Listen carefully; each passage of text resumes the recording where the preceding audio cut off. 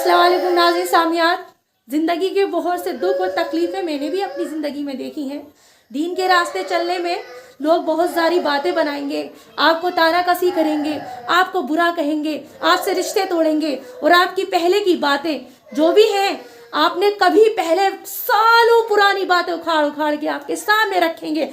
लेकिन आप डट के मजबूती से अल्लाह के रास्ते को थामे रहना, उनकी बातों को इस तरह निकाल देना जैसे कचरा घर से झाड़ू की देने के बाद निकाल देते हैं और डस्टबिन में डाल देते हैं। इसी तरह उनकी बातों को मिट्टी के भाव रखना और अपने रस्सी को इस्लाम की थामे रहना, अपने पर्दे को मुतमईन रखना, अपने पर्दे को ना छोड़ना, अपने दीन को ना छोड़ना।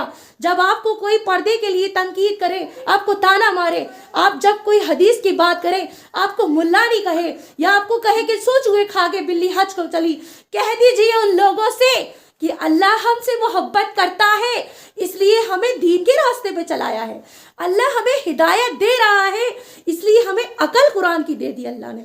दीन के रास्ते पे वही चलते हैं और अपने आप को पर्दा पोशी में इसलिए रखते हैं क्योंकि वो जानते हैं कि हमारा रब कुरान मजीद में क्या फरमा रहा है। अरे बेवकूफ़ है वो लोग, अरे बेवकूफ़ हैं वो लोग जो दीन के रास्ते पे चलने वालियों को और चलने वालों को ताना देते हैं। जहन्नुम में वही जाने वाले हैं जो अल्लाह के बंदों को उंगलियां उठाकर उनको जलील करते हैं।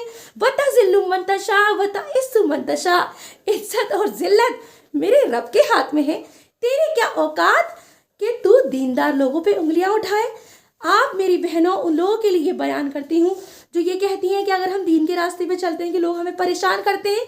लोगों का काम है ये, क्योंकि वो मुनाफिक हैं, वो नहीं जानते कि रब ने दीनदार और इस्लाम पे चलने वाली औरतों को और मर्दों को जन्नत की बशारत सुनाने को कहा।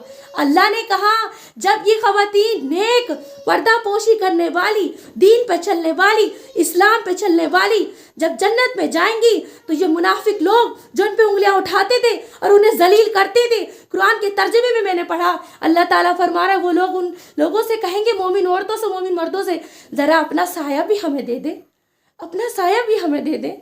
अल्लाह की कसम आप यकीन नहीं करेंगे, बड़ी खुशी होती है अल्लाह की इस आयत को पढ़ के कि अल्लाह अपने यहाँ पे जब अदालतें लगाएगा, जब होगा इंसाफ, जब होगा सही कठेरा, क्योंकि जज मेरा रब होगा, वकील फरिश्ते होंगे, हर एक चीज़ किताब में लिखी जाएगी।